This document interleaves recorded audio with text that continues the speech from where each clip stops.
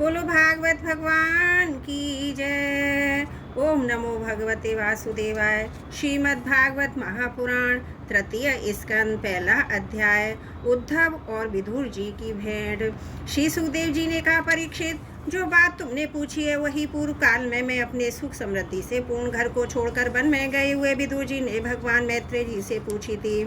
जब सर्वेश्वर भगवान श्री कृष्ण पांडवों के दूत बनकर गए थे, तब वे दुर्योधन के महलों को छोड़कर उसी विदुर जी के घर में अपना ही समझकर बिना बुलाए चले गए। राजा परीक्षित ने पूछा, प्रभु यह तो बतलाइए कि भगवान मैत्रेय के साथ विदुर जी का समागम कहाँ और किस समय हुआ था। पवित्र आत्मा विदुर ने महात्मा मैत्रेय जी से कोई साधारण प्रश्न नहीं किया होगा, क्योंकि उसे तो मैत्रेय जी जैसे साधु शिरोमणि ने अभिनंदन पूर्वक उत्तर देकर महामान्वित किया था। सूत जी कहते हैं, सर्वज्ञ सुखदेव जी ने राजा परीक्षित के इस पूछने पर अति प्रसन्न होकर कहा, सुनो। श्री सुखदेव जी कहने लगे, परीक्षित, यह उन दिनों की बात है जब अंधे राजा धृतराष्ट्र ने अन्यायपूर्वक अपने दुष्ट पुत्रों का पालन पोषण करते हुए अपने छोटे भाई पांडु के अनाथ बालकों को मैं लक्षा भवन में भेजकर आग लगवा दी। जब उनकी पुत्र वधु और महाराजा युधिष्ठिर की पटरानी द्रौपदी के केश दुशासन ने भरी सभा में खींचे, उस समय द्रौपदी की आंखों से आंसुओं की धारा बह चली और उस प्रभा से उसके बक्षस्थल पर लगा हुआ केसर भी वह बह चला।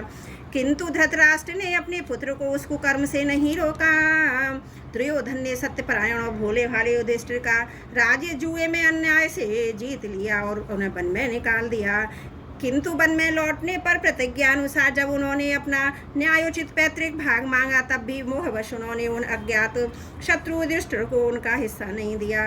महाराजा युधिष्ठिर के भेजने पर जब जगत गुरु भगवान श्री कृष्ण ने कौरवों की सभा में हित भरे सुमधुर वचन कहे, जो भीष्मादि सज्जनों को अमृत से लगे, पर कुरुराज ने उनके कथन को कुछ भी आदर नहीं दिया। जैसे कैसे उनके तो सारे पुण्य नष्ट हो चुके थे।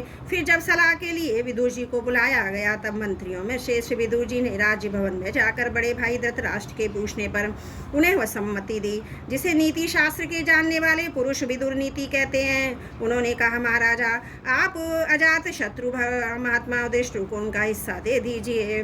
वे आपके ना सहने योग्य अपराध को भी सह रहे हैं। भीम रूप काले नाग से तो आप भी बहुत डरते हैं, लेकिन वह अपने छोटे भाई के सहित बदला लेने के लिए बड़े क्रोध से फुंकारे मार रहा है। आपको पता नहीं है, भगवान श्री कृष्ण ने पांडवों को अपना लिया है। भी यदि वीरों के आराध्य देवी इस समय अपनी राजधानी द्वारकापुरी में विराजमान है। उन्होंने पृथ्वी के सभी बड़े बड़े राजाओं को अपने अधीन कर लिया है, तथा ब्राह्मण देवता भी उन्हीं के पक्ष में हैं। जिसे आप पुत्र मानकर पाल रहे हैं तथा जिसकी हाँ में हाँ मिलाते जा रहे हैं, उस दुर्योधन के रूप में तो मूर्तिवान दोषी आपके घर में घुसा बैठा है।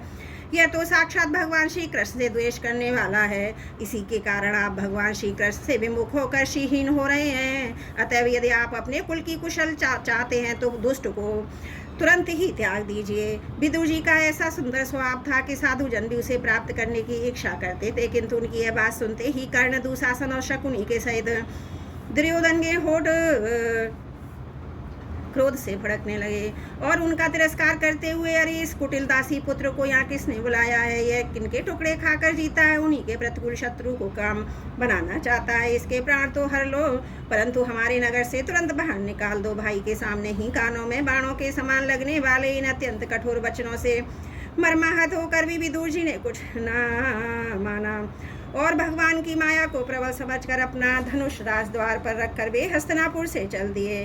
कौरवों को विदुर जैसे महात्मा बड़े पुण्य से प्राप्त हुए थे।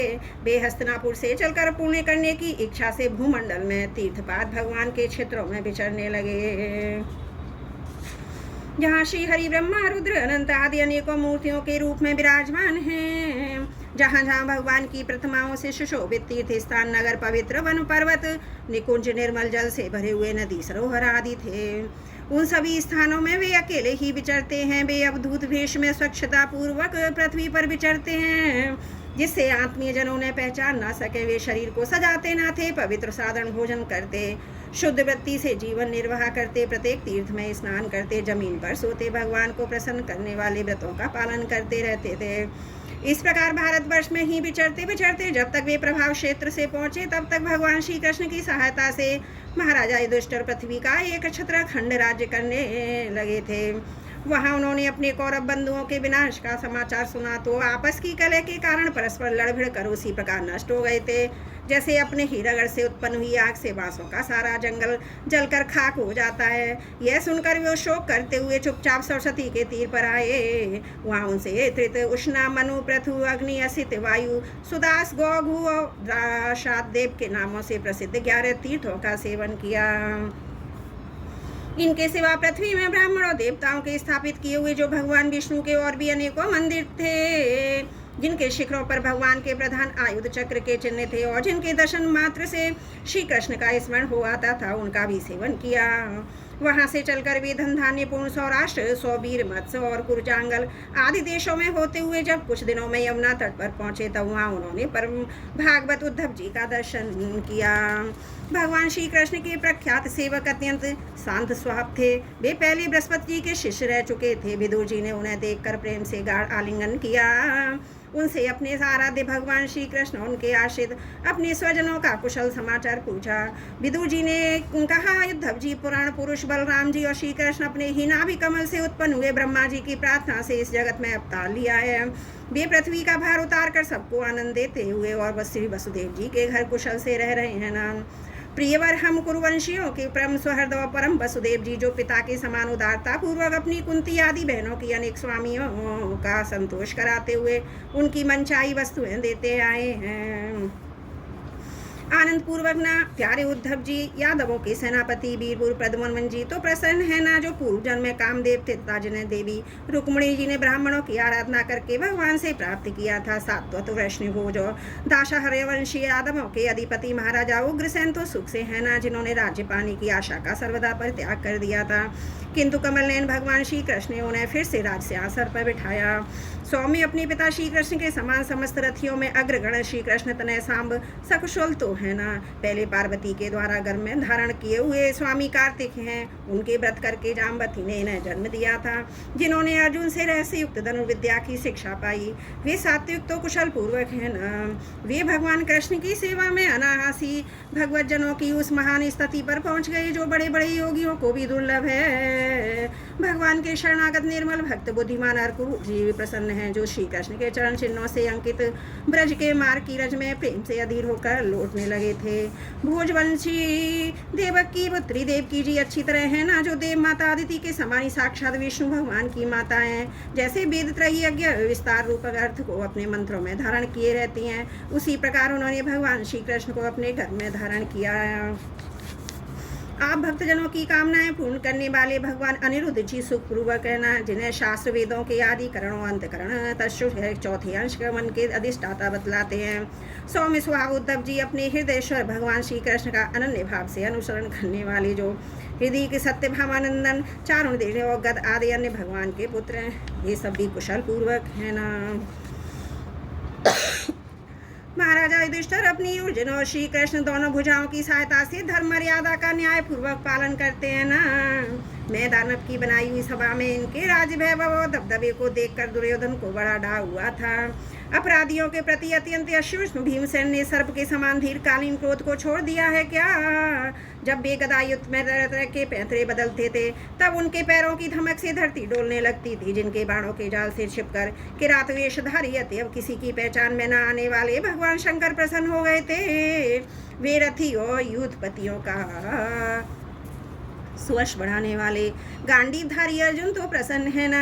अब तो उनके सभी शत्रु शांत हो चुके होंगे और पलक जिस प्रकार नेत्रों की रक्षा करती है, उसी प्रकार कुंती के पुत्र युधिष्ठिर आदि जिनकी सर्वदा संभाल रखते हैं, वे कुंती ने जिनका लालन पालन किया है। वे माद्री के यमज पुत्र नकुल सहदेव कुशल से तो है ना। उन्होंने युद्ध में शत्रु से अपना राज्य उसी प्रकार छीन लिया जैसे दो गरुड़ इंद्र के मुख से अमृत निकल आए। अहो बिचारी कुंती तो सारा राज श्री पांडु के वियोग से मृत प्राय सी होकर भी उन बालकों के लिए ही प्राण धारण किए हुए। रथियों में श्रेष्ठ महाराजा पांडु ऐसे अनुपम वीर थे कि उन्होंने केवल एक धनुष लेकर ही अकेले चारों दिशाओं को जीत लिया था। सौम्य स्वभाव उद्धव जी, मुझे तो अधः पतन की ओर जाने वाले उस धृतराष्ट्र के लिए बार बार शोक होता है, जिन्होंने पांडवों के रूप में अपने परलोकवासी भाऊ पांडे से द्रोह किया तथा अपने पुत्रों की हाँ में हाँ मिलाकर अपने हित चिंतक मुझको भी नगर से निकलवा दिया।